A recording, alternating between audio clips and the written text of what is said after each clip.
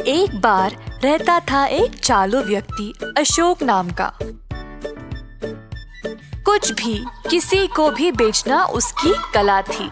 कोई जानवर ही क्यों ना हो, वह आगे वालों को विश्वास दिला देता था कि यह कोई अनोखी चीज है। बेचारे लोग उसकी बातों में आकर खरीद लेते थे। यही उसका कमाने का तरीका था। एक दिन अशोक की पत्नी ने अपने पति से कहा, आप कोई इज्जतदार काम क्यों नहीं करते? लोगों को धोखा देकर क्यों कमाते हो? अगर ऐसा ही करते रहोगे तो एक दिन आपको बहुत भुगतना पड़ेगा।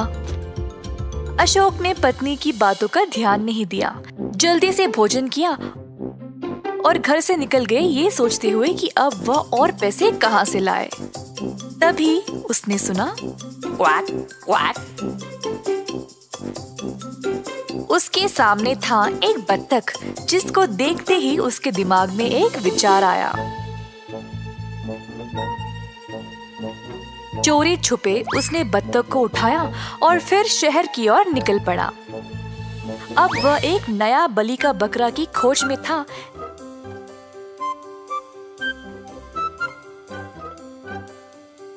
जिसको अपनी बातों से आकर्षित करके बत्तख को बेचना चाहा।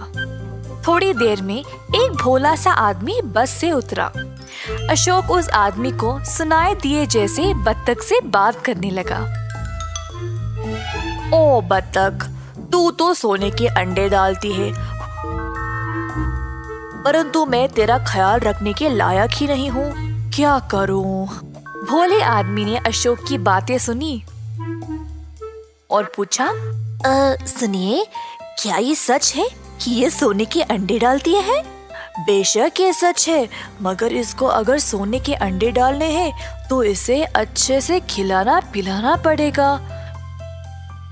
मैं बहुत गरीब हूँ ये सब करने के लिए, इसीलिए पता नहीं क्या करूँ। भोले आदमी को बुरा लगा। वैसे आप कौन हो? इधर नए आए हो क्या? जी हाँ, मैं यहाँ काम ढूंढने आया हूँ। सच में? तो इस बत्तख को लो, ये सोने के अंडे देती है ना। मैं तो इसे नहीं पाल सकता, पर तुम इसकी देखभाल करके इसके अंडे भी ले सकते हो। फिर तुम अमीर बन जाओगे। चलो अब मैं काम ढूंढने निकलता हूँ। आप कितने दयालु हो, मैं उसको अवश्य ले लूंगा, पर इसके बदले आप ये थोड़े से पैसे ले लो मुझसे। भोले आदमी ने अशोक को अपना सारा पैसा दिया और चला गया। कई दिन बीत गए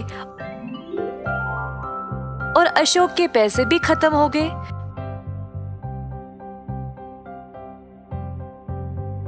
फिर से पैसे कमाने के लिए तरीके सोच रहा था, जब अचानक से उसने सुना मैं। उसके सामने एक बकरा था।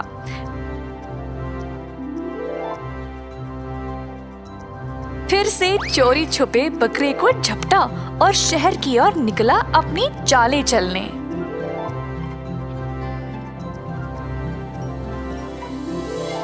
इस बार फिर से कोई नया आदमी बस से उतरा। अशोक जोर से बात करने लगा। हे बकरे, मेरे सवाल का जवाब दे। अप्रैल के बाद कौन सा महीना आता है? अशोक ने बकरे को चोरी से ढकेला और बकरा बोला, मैं। शाबाश मेरे बकरे, तूने सही जवाब दिया, वो भी एक बार नहीं 2 बार बोला। नया आदमी ने इनकी बातें सुनी और पूछा, वाह, ये बकरा कितना अच्छा बोलता है। और क्या बोलता है ये? अच्छा, ये सुनो।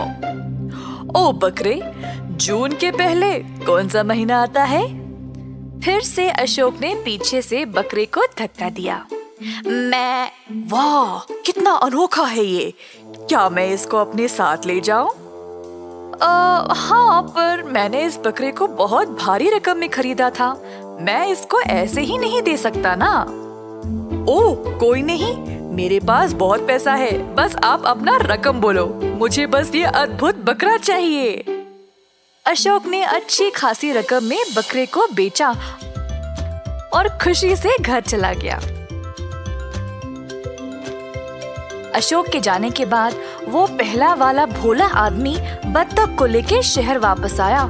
जब उसने दूर से इस आदमी को बकरे से बात करने की कोशिश करते हुए देखा, उत्सुक होकर वो उसे जाकर पूछा, सुनिए, मैं आपको वहाँ से देख रहा था, आप ठीक तो हो ना? एक बकरे से क्यों बात कर रहे हो? ओफो, तुम्हें पता ही नहीं, ये कोई साधारण बकरा नहीं है, ये बोलता है। वैसे तुम्हारे बत्तख का नाम क्या है?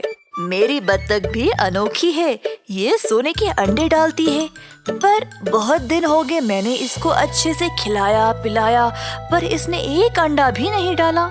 मैं इसके मालिक से मिलने आया हूँ पूछताछ करने के लिए। ओह, मुझे भी यही मसला है, मैं इस बकरे को बुलवाने की कोशिश कर रहा हूँ तब से, पर ये मैं के अलावा कुछ बोलता ही नहीं। चलो हम साथ में इस मसले को सुलझाते हैं। दोनों साथ चलने लगे। जब उन्होंने कुछ दूर अशोक को देखा, बकरे वाला आदमी ने अशोक को पुकारा। जब बत्तख वाले को भी पता चला कि एक ही इंसान ने उन दोनों को ये जानवरें बेचे थे, अशोक को सुनाई नहीं दिया और बस अपनी घर की ओर चलता रहा। दोनों आदमियों ने अशोक का पीछा किया उसके घर तक।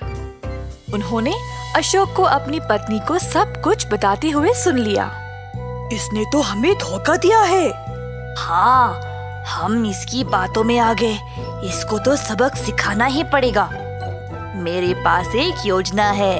पहले वाले ने अपने आप पर सोने का रंग लगाया और मूर्ति बनने का नाटक किया। दूसरे वाले ने उसको उठाया और अशोक के घर के आसपास घूमने लगा। योजना के अनुसार अशोक की नजर उन पर पड़ी और वो बाहर आया पूछताछ करने। हे, तुम इधर क्या कर रहे हो? तुम्हारा बकरा किधर है?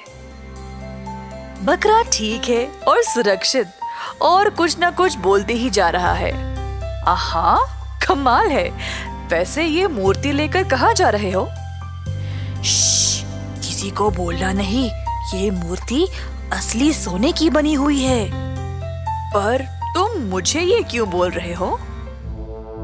अब मैं इस शहर में नया था और आपने अपनी मेहरबानी मुझ पे दिखाई उस शानदार बकरे को देकर, तो इसीलिए मैं केवल आपको बोल रहा हूँ।